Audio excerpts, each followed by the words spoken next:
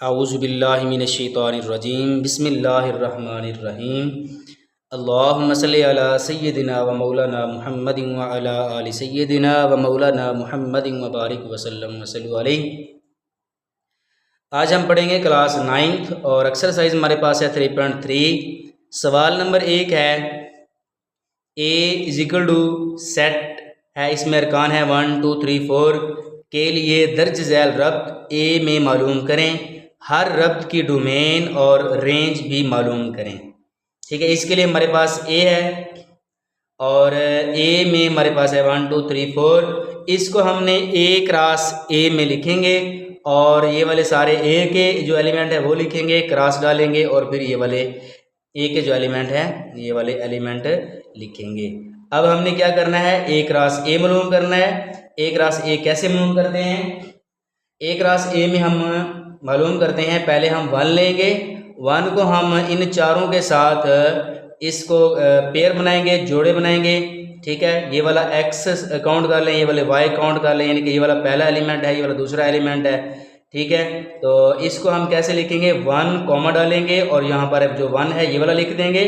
इसके बाद फिर कॉमा डालेंगे और फिर ब्रैकेट जो है वो लिखेंगे, 1 लिखेंगे और फिर ये वाला जो 2 है ये वाला लिख देंगे।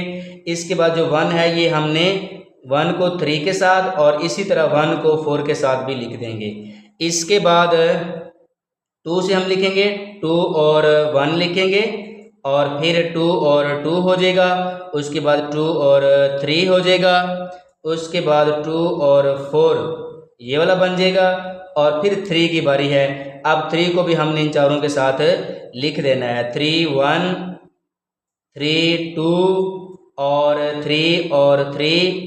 इसके बाद 3 और 4, इसके बाद 4 है तो 4 के साथ भी हमने ऐसे ही इसके जोड़े बनाने हैं, 4 और 1 और 4 और 2, 4 और 3 और 4 और 4 हो जाएगा।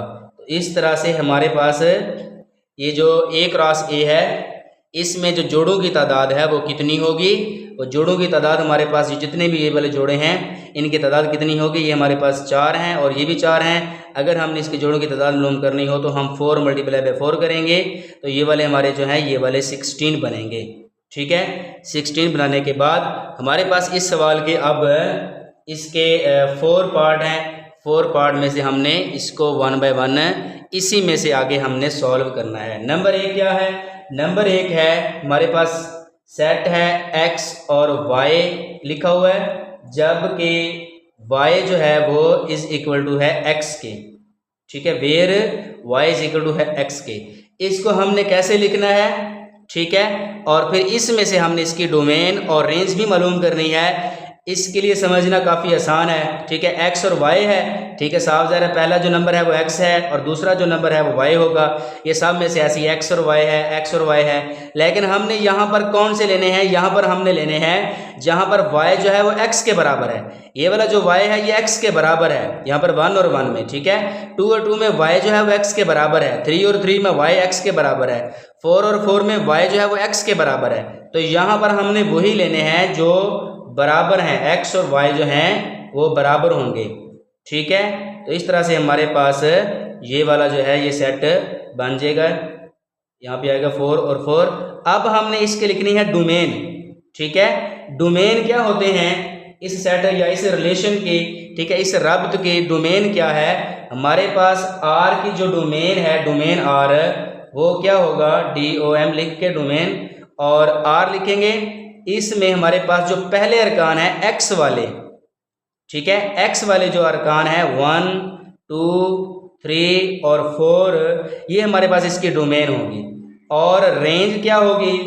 ठीक है, रेंज r कौन से होते हैं? जो सेकंड एलिमेंट है, दूसरे एलिमेंट जो है दूसरे नंबर वाले। ठीक है, वो हमारे पास जिसको हम y भी कहते हैं वो भी हमारे पास 1 है, 2 है, 3 है और 4 है। अब हम इसका सेकंड पार्ट हल करते हैं। सेकंड पार्ट में क्या है? सेकंड पार्ट में है x, y वेयर जबकि y plus x is equal to है हमारे पास 5 के। ठीक है, अब हमने कौन से एलिमेंट लेने हैं, कौन से हमने पेयर लेने हैं, कौन से जोड़े लेने हैं? जहाँ पर y और x दोनों को प्लस करें तो 5 बन जाए। ठीक है, हमारे पास कहाँ पर 5 बन रहा है, यहाँ पर y 4 है और x जो है वो 1 है, 4 और 1 5 बनता है। इसी तरह यहाँ पर y 3 है और x 2 है तो ये भी 5 बनता है। तो हमने कौन से लेने हैं जिसमें y और x को जमा करने से 5 बन जाए। 1 और 4, फिर 2 और 3, और फिर 3 और 2, इसके बाद 4 और 1। ये वाले जो जोड़े हैं ये मुतरत्तब जोड़े, ठीक है, पेयर जो हैं इनसे हमारे पास 5, ये भी 5 और ये भी 5 5 बनता है। इसकी हम डोमेन लिखेंगे, डोमेन आर। ठीक है, डोमेन आर क्या है, इसके फर्स्ट वाले एलिमेंट हैं, 1 है, 2 है, 3 है और 4 है। और इसकी जो रेंज है वो क्या होगी, ठीक है, रेंज हमारे पास कितनी है, रेंज हमारे पास सेकंड वाले एलिमेंट हैं। सेकंड वालों में कौन सा है, ठीक है, 4 3 2 और 1, यानी कि इसको तरतीब से लिख लें 1 2 3 और 4। ठीक है, बल्कि इसको ऐसे करें 4 लिखें और इसको 3 लिखें, इसको 2 लिखें और इसको 1 लिखें, तो ये वाली हमारी रेंज होगी। अब हम इसका थर्ड पार्ट है, थर्ड पार्ट को हल करें। ठीक है, थर्ड पार्ट में क्या है, थर्ड पार्ट में है हमारे पास x और y, ठीक है, और x प्लस y, ठीक है, इन दोनों को जमा करें x और y को, ये लेस देन 5 बने। ठीक है, लेस देन 5 बने x और y दोनों जमा करने से। ठीक है, तो x और y को जमा करने से 5 से कम कहाँ पर बनते हैं, ये 2 बन रहा है, ये 3 बन रहा है, ये 4 बन रहा है, ये वाला लिखेंगे, ये 3 बन रहा है, ये 4 बन रहा है, ये वाला लिखेंगे। ठीक है, इसी तरह ये वाला 4 बन रहा है, 3 और 1 4। ठीक है, और जो 5 से कम हो रहे हैं वो वाले हमने लिखने हैं। ठीक है, जहाँ पर 1 और 1 वाला बनेगा और 1 और 2 वाला बनेगा, इसके बाद 1 और 3 वाला बनेगा, इसके बाद हमारे पास है 2 और 1 ये वाला बनेगा, इसके बाद हमारे पास है 3 और 1, ये भी 5 से कम हो रहा है, और फिर लास्ट है जी 4 और 1 जो है ये वाला भी 5 से कम हो रहा है। ठीक है, तो 4 और 1 वाला नहीं आएगा, ये 5 हो रहा है। ठीक है, इसके जो अलावा हैं वो वाले हम लिखेंगे, इसकी डोमेन लिखेंगे, डोमेन आर में 1 है और 2 है और 3 है, 1 2 और 3 वाला आ जाएगा। ठीक है, और इसकी जो रेंज है, रेंज में कौन से आएंगे, रेंज में हमारे पास आते हैं, ये वाला 1 है 2 3 और इसी तरह फिर 1 है और 1 है, तो 1 आएगा, 2 आएगा और 3 आएगा। हमने इसको रिपीट नहीं करना होता। ये हमारा इसका थर्ड पार्ट है। अब इसका फोर्थ पार्ट क्या है, फोर्थ पार्ट में हमारे पास है x और y जो हैं, और जबकि x प्लस y, x और y को जमा करें, ये ग्रेटर देन हो जाए, बड़ा हो जाए 5 से। ठीक है, जहां पर 5 से बड़े हो रहे हैं वो लिखेंगे। 5 से बड़े वाले कौन से हैं, तो 5 से बड़े वाले हमारे पास हैं जी, इसको हम चेक करें 2 और 4, ये 5 से बड़ा हो रहा है, और फिर 3 और 3 ये 5 से बड़ा हो रहा है, और 3 और 4 ये वाला 5 से बड़ा हो रहा है, और फिर 4 और 2, ठीक है, ये भी 5 से बड़ा लिखा जाएगा। फिर इसके बाद 4 और 3 ये भी 5 से बड़ा लिखा जाएगा, और फिर आखिर पे है 4 और 4 ये भी 5 से बड़ा हो जाएगा। इसकी डोमेन लिखेंगे, डोमेन आर। ठीक है, डोमेन फर्स्ट वाले एलिमेंट होते हैं, 2 लिखा हुआ है, 3 है, 3 4 लिखा हुआ है, तो ये वाला आ जाएगा 2 3 और 4 आ जाएगा। ठीक है, इसके बाद इसकी रेंज है, रेंज आर लिखेंगे। रेंज आर में कौन से आएंगे, सेकंड वाले एलिमेंट आएंगे। ठीक है, जो वाई वाले जिसको हम कहते हैं, तो इसमें हमारे पास है 4 3 4 2 3 और 4, यानी कि 4 और 3 और 2 आ जाएगा। ठीक है, ये हमारे पास है जी इसकी रेंज है। तो इस तरह से हमारा फर्स्ट वाला जो क्वेश्चन है वो वाला कंप्लीट हुआ। ठीक है, जज़ाकल्लाह। अब हमारे पास है जी सवाल नंबर 2, दर्ज झैल में से कौन सी अशकाल तफ़ाउल को ज़ाहिर करती हैं और किस किस्म के तफ़ाउल यानी कि फ़ंक्शन हैं, कौन से फ़ंक्शन हैं। ठीक है, पहले तो हमें यह पढ़ना होगा कि फ़ंक्शन क्या होता है। तफाउल क्या होता है, ठीक है। इसके लिए हमारे पास इस बुक पर लिखी हुई डेफिनेशन के मुताबिक हमारे पास तफाउल या फंक्शन क्या होता है, ठीक है। तफाउल या फंक्शन एक बहुत अहम और ख़ास किस्म का रब्त एक तफाउल का होता है जिसकी वजाहत झैल में दी गई है। ये वाली जिसकी वजाहत है ये लिखी हुई है। फ़र्ज़ करें ए और बी दो ऐसे गैर खाली सेट हैं, यानी कि ए सेट और बी सेट के अंदर कोई ना कोई रुकन होना ज़रूरी है। खैर गैर खाली से ये मुराद है। इसकी पहली शर्त यह है कि एफ़ एक रब्त है, एक रिलेशन है जो ए से बी तक हम बनाते हैं, जिस तरह हम पिछले सवाल में हमने बनाया है, ठीक है। जैसा कि यहाँ पर भी लिखा हुआ है 0 1 1 2 2 3 3 4 4 5 और 5 6, ये एक रब्त है, ठीक है। इसने रब्त को इस तरह से इसने ज़ाहिर किया हुआ है। यानी एफ तहती सेट है ए क्रॉस बी का। आप ए क्रॉस बी बनाते हैं, उसमें सारे पेयर बनेंगे, जोड़े बनेंगे, ठीक है, ए क्रॉस बी में। जिस तरह हमने पहले सवाल में हमने हल किया था ए क्रॉस और ए, उसमें हमने सारे उसके पेयर बनाए थे, जोड़े बनाए थे, वो सारे उसके एलिमेंट कहलवाते हैं, ठीक है। वो सारे जो हैं वो फंक्शन जो ए क्रॉस ए है उसके वो तहती सेट कहलवाते हैं, ठीक है। और फिर इसकी जो दूसरी शर्त है वो ये है कि डोमेन एफ जो है वो ए के बराबर होना चाहिए, ठीक है। पिछले सवाल में हमने ए क्रॉस बी हमने हल किया था, ए में था 1 2 3 4, ठीक है। जैसे हमने डोमेन लिखे हमने उसमें से ऐसे सेट भी लिखे थे जिसमें डोमेन जो है वो ए के बराबर है, ठीक है। मसलन जो डोमेन हम बना रहे थे पिछले सवाल में, ठीक है, जो डोमेन थी उसकी वो जो है वो सेट ए के बराबर होनी चाहिए, यानी कि ए क्रॉस ए था जो ए पहले में था उसमें जो 1 2 3 4 था उसके बराबर होनी चाहिए जो डोमेन है पहले अरकान एक्स वाले हैं। जैसा यहाँ पर है 0 1 2 3 4 5, ये सारे हम बनाएं, इसके डोमेन लिखे तो वो सेट ए के बराबर होनी चाहिए, ठीक है। और फिर इसकी जो दूसरी शर्त है वो क्या है, दूसरी शर्त ये है कि अगर f के किसी भी दो जोड़ों का पहला रुकन बराबर ना हो, ठीक है, यानी कि हमने जो भी सेट बनाया है उसका जो पहला रुकन है, जैसा यहाँ पे उसने तफाउल में फंक्शन में ये वाला लिखा हुआ है, हमें मिसाल दी हुई है 0 1 2 3 और 4 लिखा हुआ है, ठीक है। अब इनमें से 0 यहाँ पर है, अगर यहाँ पे 0 होता, ठीक है, तो ये फंक्शन ख़त्म हो जाता, फंक्शन ना रहता, ठीक है। यानी कि 0 है तो एक दफ़ा आए, 1 है तो एक ही दफ़ा आए, 2 जो है ये रिपीट नहीं होना चाहिए, 3 जो है ये रिपीट नहीं होना चाहिए, 4 जो है ये रिपीट नहीं होना चाहिए। अगर इनमें से कोई भी रिपीट हो जाता है तो वो फंक्शन नहीं रहेगा। इसी तरह इसकी डोमेन लिखें 0 1 2 3 4 लिखा हुआ है, 0 1 2 3 4 लिखा हुआ है, ये सेट ए के बराबर है जैसा कि मिसाल में दिया हुआ है, ठीक है। ए जो है वो है 0 1 2 3 4, इसकी डोमेन हमने लिखी वो भी 0 1 2 3 4 आ गई, वो सेट ए के बराबर होगी, लिहाजा ये वाला फंक्शन है, ठीक है। वो भी यही कह रहा है कि जो पहला रुकन है वह 2 बार ना आए, 0 2 बार ना आए, किसी के साथ भी 1 भी 2 बार ना आए, लेकिन इसके जब डोमेन लिखे तो वो ए के बराबर हो जाए, तो ये वाला फंक्शन कहलवाता है, ठीक है। अब फंक्शन के बाद इस फंक्शन की टाइप्स हैं, इकसाम हैं, ठीक है। इकसाम कितनी है इसकी पहली किस्म ये है कि इनटू तफाउल, ठीक है।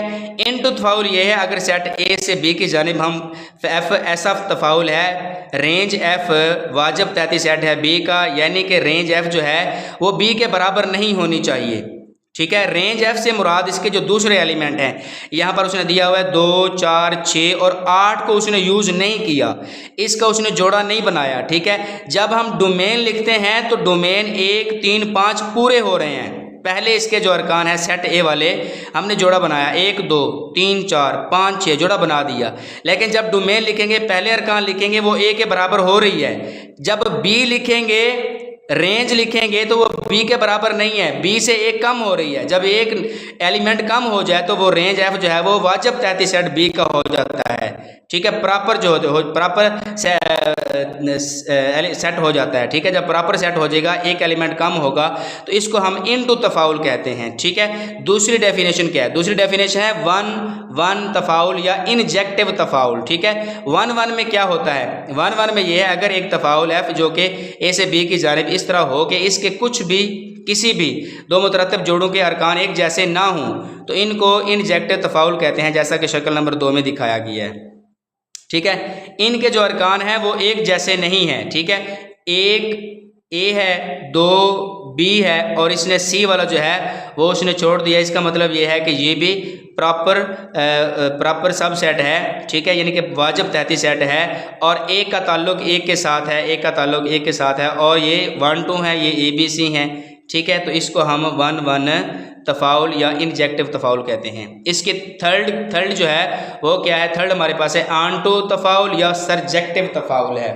ठीक है, अगर एक तफाउल ए रब्त बी एफ एक ऐसा फंक्शन है जो रेंज एफ जो है, इसमें रेंज इसकी जो है वो बी के बराबर हो गई है। हम जब जैसे ही इसके दूसरे एलिमेंट लिखेंगे, ठीक है, m1 है, जैसा m1 है और m2 है, ठीक है, c m1 c2 m1 c3 m2 है, ठीक है, इसकी जब रेंज लिखेंगे तो वो b के बराबर हो रही है।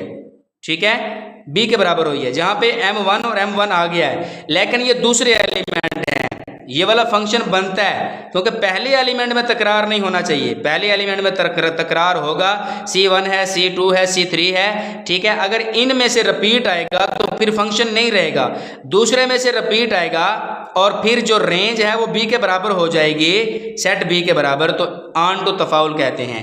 अब है जिसकी लास्ट डेफिनेशन है 1-1 और आंटो तफाउल या बाइजेक्टिव तफाउल भी इसको कहते हैं। ठीक है, इसका क्या ताल्लुक है, एक तफाउल f को सेट a से b तक बाइजेक्टिव तफाउल कहा जाता है अगर 1-1, ठीक है, 1-1 भी हम पहले पढ़ चुके हैं, और आंटू 1-1 और आंटू दोनों हों।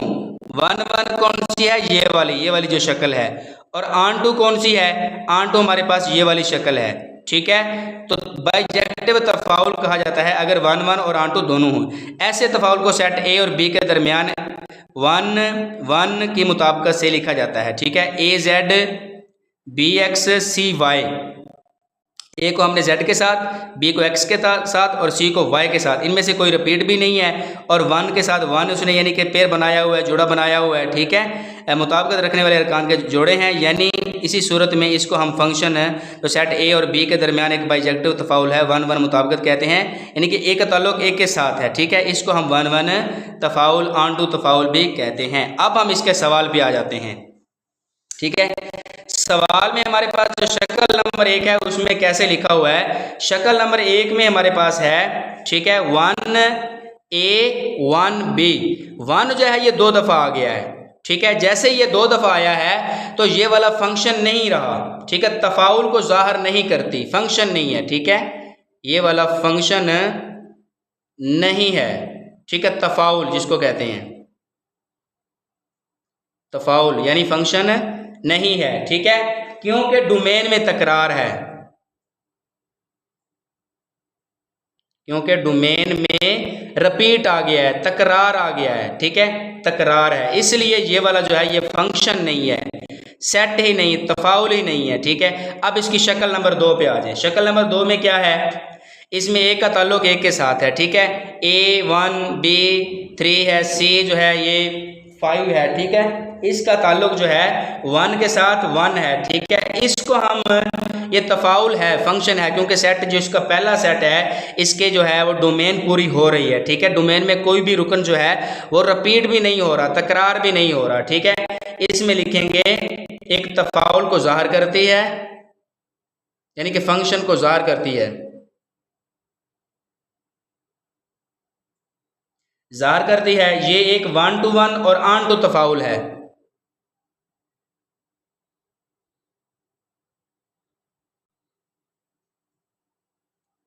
आंटू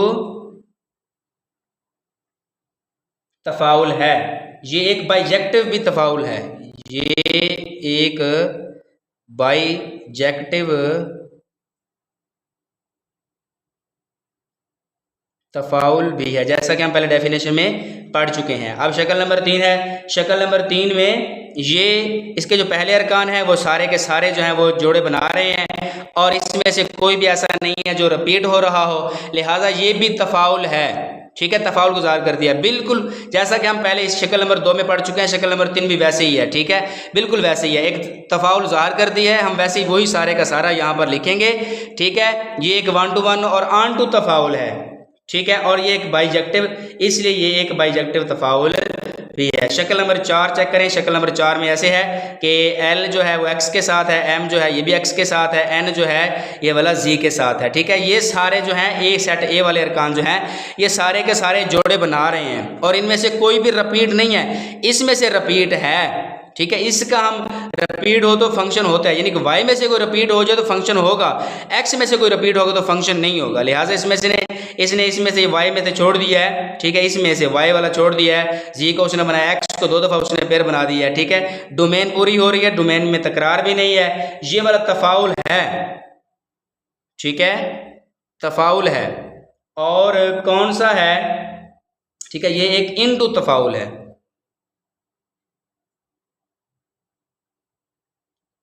इनटू तफाउल है। इनटू तफाउल हम पहले पढ़ चुके हैं, ठीक है। इनटू तफाउल में हम ये पहली जो डेफिनेशन थी इसमें बिस्मिल्लाहिर्रहमानिर्रहीम। हमारे पास सवाल नंबर 3 है, जी एक्स है 3x + 2 है और एच एक्स है x² + 1 है, ठीक है। ये हमारे पास दो मसावात हैं, इक्वेशन है, ठीक है। इनमें से हमने g0, g-3, g2/3 ये वाला हमने फाइंड करना है।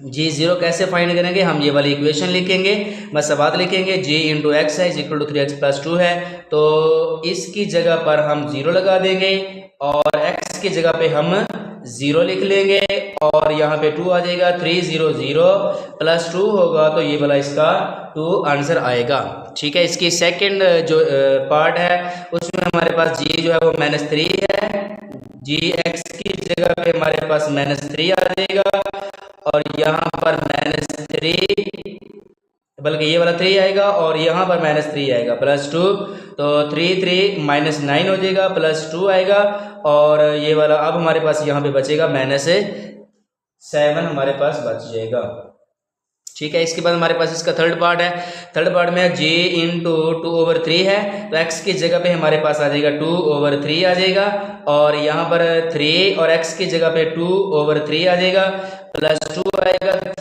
3 से 3 कट जाएगा, यहाँ पर 2 + 2 हो जाएगा, तो यहाँ पर हमारे पास 4 इसका आंसर आएगा, ठीक है। अब हमारे पास h है, तो h वाला हमने कैसे हल करना है, h हमारे पास ये है, यहाँ पर h1 है, तो यहाँ पर x की जगह पे हमारे पास 1 आ जाएगा, यहाँ पर 1 का हमारे पास स्क्वायर आ जाएगा, +1 कर देंगे, 1 का स्क्वायर हो तो 1 मल्टीप्लाई पे 1 = 1 होता है, तो यहाँ पर 1 आएगा, प्लस ये भी 1 हो जाएगा, तो हमारे पास इसका आंसर 2 आ जाएगा। हमारे पास अब है जी 5 पार्ट है, h -4 है, तो हम x की जगह पे यहाँ पर -4 लगा देंगे, यहाँ पर भी -4 आएगा, इसका स्क्वायर आएगा, +1, -4 का स्क्वायर जो होता है -4 मल्टीप्लाई पे -4 होता है, माइनस प्लस हो जाएगा, 4 4 16 आ जाएगा, तो यहाँ पर आ जाएगा 16 + 1 = 17 आ जाएगा, ठीक है। इसका जो नेक्स्ट पार्ट है वो हमारे पास है h × -1/2 आएगा और इक्वेशन हमारे पास है जी h x = x² + 1 है, तो x² है यानी कि -1/2 इसका स्क्वायर आ जाएगा और +1 हो जाएगा, तो -1/2 है यानी कि इसका स्क्वायर है, तो माइनस जो है ये वाला ख़त्म हो जाएगा क्योंकि इसकी जो पावर है वो इवन नंबर में है, जुफ्त नंबर में हो तो माइनस ख़त्म हो जाता है। वैसे भी हम -1/2 और -1/2 मल्टीप्लाई करें तो माइनस प्लस होगा, 1 1 = 1 और 2 2 4 आ जाएगा, तो 1/4 आएगा और +1 आ जाएगा, ठीक है। इसको अब हमने इसका एलसीएम लेते हैं, एलसीएम लेके इसको सॉल्व करेंगे। एलसीएम हमारे पास आएगा 4, ये वाला 4 है तो ये वाला 4 है, इसको डिवाइड करें तो आंसर 1 आता है, 1 को 1 से मल्टीप्लाई करें तो 1 आ जाएगा, प्लस इसका यानी कि हम 1 लगा देते हैं और 4 को 1 पे डिवाइड करें तो आंसर 4 आता है, 4 को हमने मल्टीप्लाई करना है तो 4 1 4 आ जाएगा, तो ये वाला हमारे पास आ जाएगा 5/4 इसका आंसर आएगा। अब हमारे पास है सवाल नंबर 4। सवाल नंबर 4 को हमने कैसे हल करना है, फ़र्ज़ किया f(x) = ax + b + 1, जबकि a और b जो है, ये वाला a और ये वाला जो b है ये मुस्तकिल आदाद हैं, और अगर f3 हम फाइंड करें इसका तो आंसर 8 आ जाए और f6 यहाँ पे लिखें तो = जो है वो 4 हो तो a और b की कीमतें मालूम करें। इसको हमने कैसे मालूम करना है, f(x) हमने यही वाली मसावात लिखी, ax + b + 1, तो इसकी जगह पर हम लिखेंगे 3 और यहाँ पे आ जाएगा a और 3 + b + 1, ठीक है। ये हमारे पास आ जाएगा 3a + b + 1 = हमारे पास कितना आ जाएगा 8 के, तो ये हमारे पास हो जाएगा 3a + b + 1 - 8 = 0, 3a plus B minus 7 is equal to 0, इसको हम इक्वेशन नंबर 1 कर देंगे। ठीक है, ये हमारे पास इक्वेशन नंबर 1 बन जाएगी। और इसको अब हम एफ जो है F6 वाला जो है वो हम फाइंड अप करेंगे।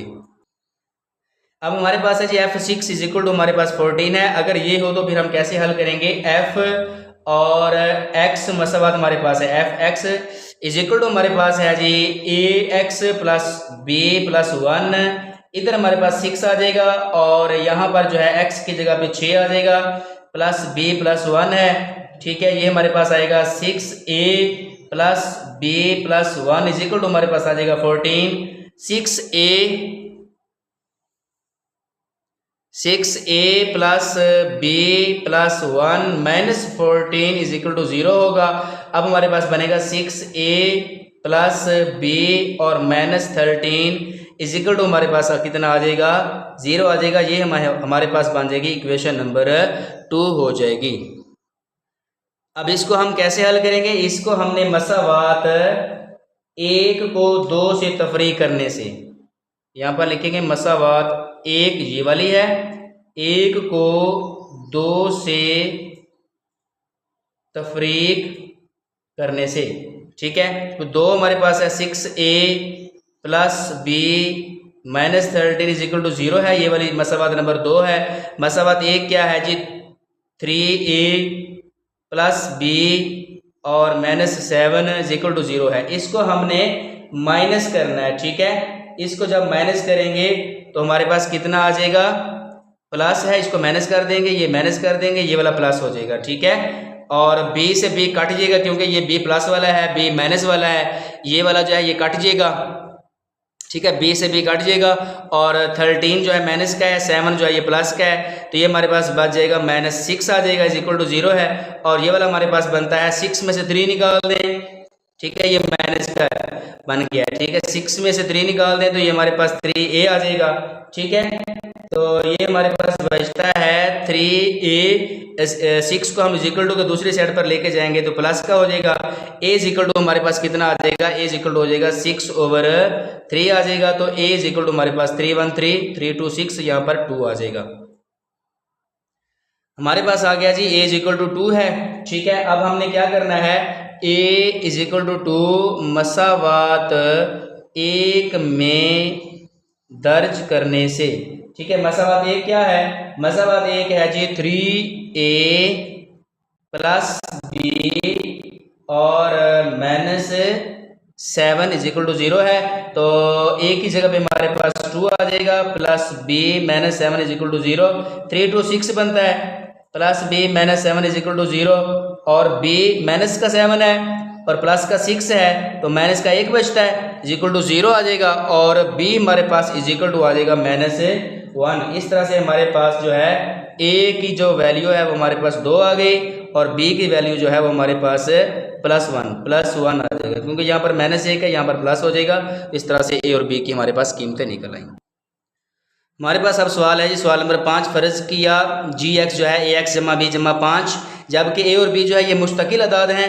g -1 बराबर 0 हो और g2 जो है ये हमारे पास 10 हो तो a और b की कीमतें मालूम करें। इसको हमने कैसे हल करना है, g और इसकी जगह पे हम लगा देंगे -1, इसी तरह ax की जगह पे हम -1 लगा देंगे प्लस b प्लस 5। ठीक है, ये बनेगा a1a minus a plus b plus 5 is equal to हमारे पास है जी ये 0 के बराबर है यहाँ पर। ठीक है, तो इसको हम 0 के बराबर कर देंगे। ठीक है, तो इसी तरह हमारे पास जो है ये मसावात बन जाएगी। इसको हम मसावात नंबर 1 लिख देंगे। और अगर g2 जो है वो 10 के बराबर हो, ठीक है, तो मसावात हमारे पास वही है, gx बराबर है ax जमा b जमा 5, तो हम x की जगह पे कितना लिखेंगे, 2 लिख देंगे। यहाँ पर भी हम x की जगह पे 2 लिख देंगे प्लस b प्लस 5, तो ये बन जाएगा 2a प्लस b प्लस 5। ये हम इसको इज इक्वल टू कर देंगे, इज इक्वल टू 10 कर देंगे। ठीक है, तो ये बनेगा 2a plus b plus 5 minus 10 is equal to 0, 2a plus b minus 5 बचता है। ठीक है, माइनस का 10 है, जमा का 5 है, तो माइनस का 5 बचेगा इज इक्वल टू 0 आ जाएगा। इसको हम मसावात नंबर 2 कर देंगे। उसी तरह यानी कि मसावात 2 से एक को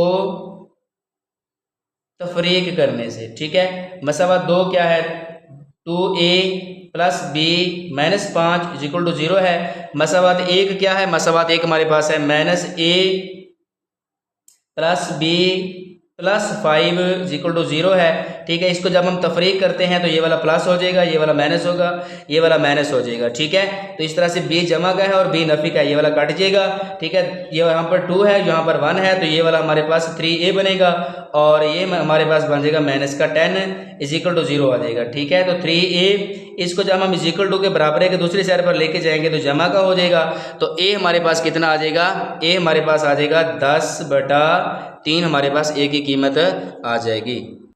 इसको हम हल करेंगे जी, a बराबर है 10/3, ठीक है। मसावात 1 में दर्ज करने से, एक मसावात क्या है हमारे पास minus a plus b plus 5 is equal to 0 है। तो a की जगह पे लिखेंगे माइनस 10/3 जमा b जमा 5 बराबर है 0। इधर सिर्फ b रहने दें और 10/3 इधर आके जमा का हो जाएगा, 5 इस साइड पर आकर माइनस का हो जाएगा। इसका हम एलसीएम लेंगे, 3 आएगा, 3 3 सेम है तो यहाँ पर 10 भी सेम आ जाएगा। इसका 1 है तो 1 3 3 होता है तो 3 5 और 15 आ जाएगा।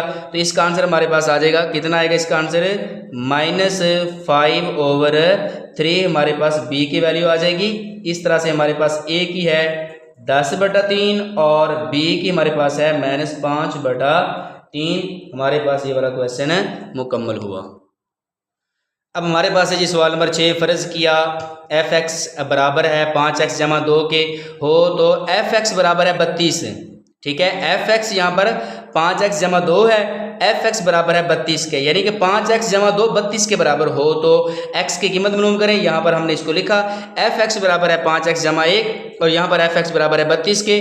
तो सिंपल तौर पे हम इसको कैसे लिखेंगे, सिंपल तौर पे हम इसको लिख लेंगे जी 5x जमा 1 बराबर है 32 के, क्योंकि f(x) जो है f(x) के बराबर है तो ये वाला इसके बराबर होना चाहिए ना। तो ये वाला आ जाएगा 5x बराबर है 32 और -1 आ जाएगा, तो ये वाला आ जाएगा 5x बराबर है 31, 31 हो जाएगा, x इज इक्वल टू हो जाएगा 31। इसको हम ओवर में लिख देंगे, ये हमारे पास 31/5 आ जाएगा।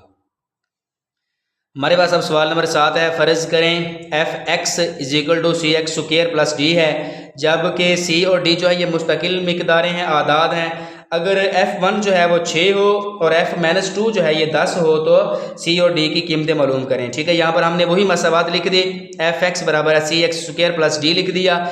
f1 जो है वो 6 के बराबर है, यहाँ पर f1 आ जाएगा c और 1 का स्क्वायर आ जाएगा, क्योंकि x की जगह पर 1 आता है, प्लस d, तो यहाँ पर आ जाएगा c और 1 का स्क्वायर 1 नहीं होता है, 1 1 is 1, d is equal to हमारे पास है जी ये कितना है 6 के बराबर है, c1 c और d और इज इक्वल टू हमारे पास 6 आ जाएगा। इसको हम मसावात 1 कर देंगे, ठीक है। और इसके बाद हमारे पास है जी अगर f-2 बराबर 10 हो तो फिर क्या करेंगे, ठीक है। तो वही मसावात है, f(x) बराबर है cx² प्लस d, तो यहाँ पर आ जाएगा -2 और c यहाँ पर -2 इसका स्क्वायर आ जाएगा प्लस d आ जाएगा।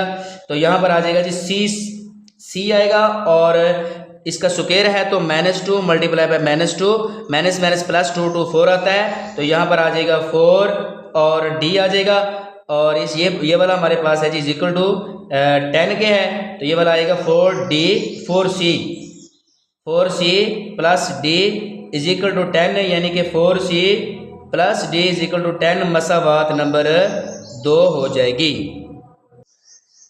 अब हम क्या करेंगे, अब हम लिखेंगे जी मसावात 2 से 1 को तफरीक करने से, 2 मसावात है 4c plus d is equal to 10 और मसावात 1 है जी c plus d is equal to हमारे पास है जी कितना है 6 है। और इसको हम तफरीक करेंगे, माइनस करेंगे, प्लस है माइनस हो जाएगा, माइनस हो जाएगा, ये भी प्लस है तो माइनस हो जाएगा। इस तरह से d के साथ कट जाएगा, प्लस माइनस में है, 4 में से 1 निकाल दें तो हमारे पास कितना बच जाएगा, ये हमारे पास 3c बच जाएगा और 10 में से हम 6 निकाल दें तो हमारे पास कितना बचेगा, 4 बचेगा। ठीक है, तो c इज इक्वल टू हमारे पास आ जाएगा 4/3 आ जाएगा। तो इस तरह से हमारे पास जो है c इज इक्वल टू 4/3 आ गया। तो c इज इक्वल टू 4/3 ये मसावात 1 में दर्ज करने से, मसावात 1 क्या है, वो है जी c जमा d बराबर है 6 के, और c की जगह पे आ जाएगा 4/3 plus d is equal to 6 आ जाएगा। d इज इक्वल टू आ जाएगा 6 माइनस ये वाला हो जाएगा 4/3।